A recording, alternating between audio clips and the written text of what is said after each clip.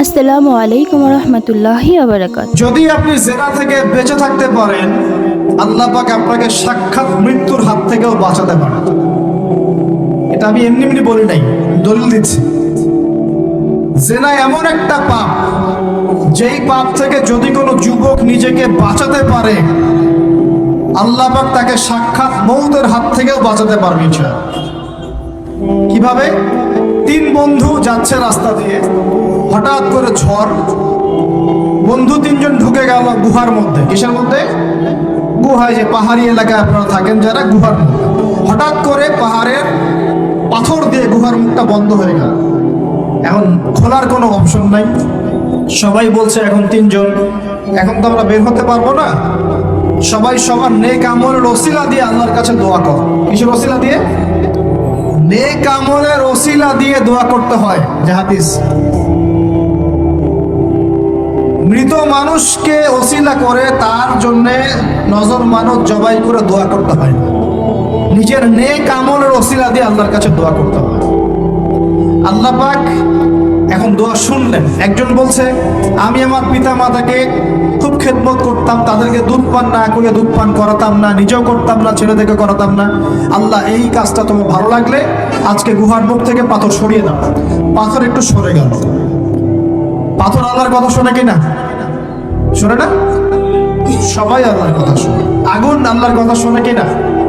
ইব্রাহিমের জন্য আগুন ঠান্ডা হয়ে যায় নাই? আচ্ছা, তারপরে আরেকজন দোয়া করছে, আল্লাহ, আমার এক কর্মচারী ছিল, তার বেতন বাকি ছিল, সে বেতন না নিয়ে চলে গেছে। আমি সেই বেতনটা দিয়ে কিছু গবাদি পশু কিনেছি। আস্তে আস্তে গবাদি পশু বেড়েছে। অনেক দিন পর সে এসেছে টাকা চাওয়ার জন্য। তা আমি বলেছি, সবই তোমার, সব নিয়ে চলে।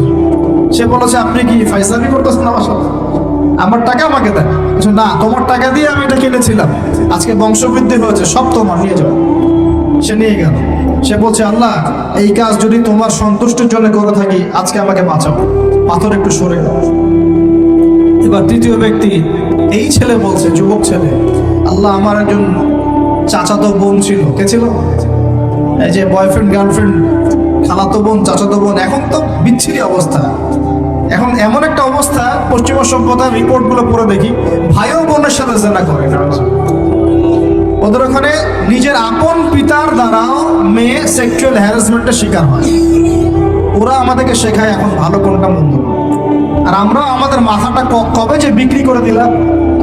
ওদের কাছ থেকে ভালো মন্দ শিখতে হচ্ছে, কোরআন সুন্নাহ বাদ দিয়ে ওদের কাছ থেকে ভালো মন্দ শিখতে হচ্ছে। তো চাচাতো বোনকে সে খুব ভালোবাসতো, তাকে সে পেতে চাইতো, মানে তার সাথে সেক্সুয়াল সম্পর্ক করতে চাইতো, সোজা কথা বলে। এখন সেই মেয়েকে অনেক প্রস্তাব দেয়, সেই মেয়ে রাজি হয় না। শেষে বলে, যদি আমাকে 1000 বা 100 স্বর্ণ মুদ্রা দিতে পারো, দিনার, তাহলে আমি তোমার সাথে সেক্স করবো, মানে জেনা করবো। নাউজুবিল্লাহ। তো সেই ছেলে অনেক কষ্ট করে এই টাকাগুলো বা এই দিনারগুলো অর্জন করে, কামাই করে, দিন রাত পরিশ্রম করে, ঠিক আপনারা যেমন করছেন না। তো এরপর সে তার স্বর্ণ মুদ্রা দেয়, দিয়ে বলে যে এখন আমাকে আমার কাজ করতে দাও। তখন সেই মেয়ে রাজি হয়। ঠিক যে মুহূর্তে তারা সেক্সুয়াল সম্পর্কটা করবে, ঠিক ওই মুহূর্তেই এই মেয়ে বলে ওঠে, হে আল্লাহর বান্দা, আল্লাহকে ভয় কর। আমি সারা জীবন আমার সতীত্বকে ধরে রেখেছি, কাউকে দেইনি।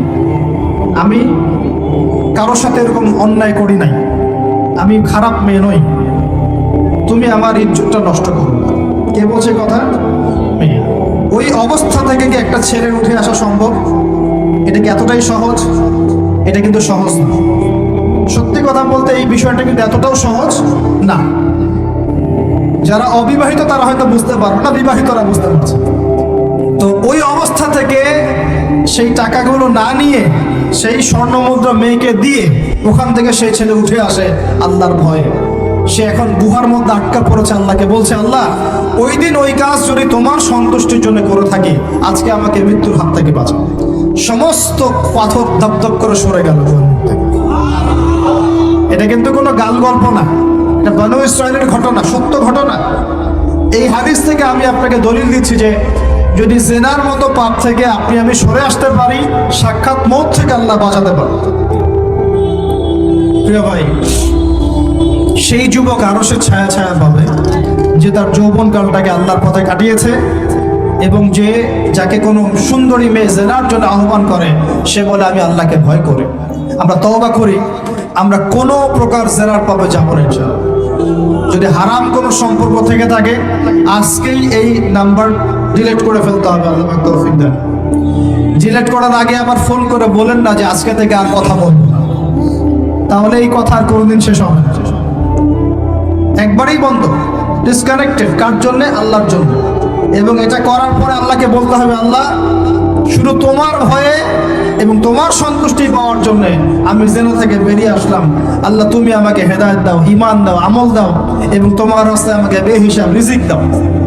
এবং নেককার কুমারী, নেককার প্রেমময়ী, তাকওয়াবান, মুত্তাকি একজন স্ত্রী আল্লাহ তুমি আমাকে দান করো। ইনশাআল্লাহ আল্লাহ পাক আপনাকে দান করো। আল্লাহ পাক দান করো। আল্লাহ পাকের জমিন প্রশস্ত, আল্লাহর হাত প্রশস্ত। আল্লাহর হাতকে সংকীর্ণ মনে করবেন না, আল্লাহর জমিনকে সংকীর্ণ মনে করবেন না। আল্লাহ পাক যাকে ইচ্ছা বেহিসাব রিজিক দিতে পারে ইনশাআল্লাহ।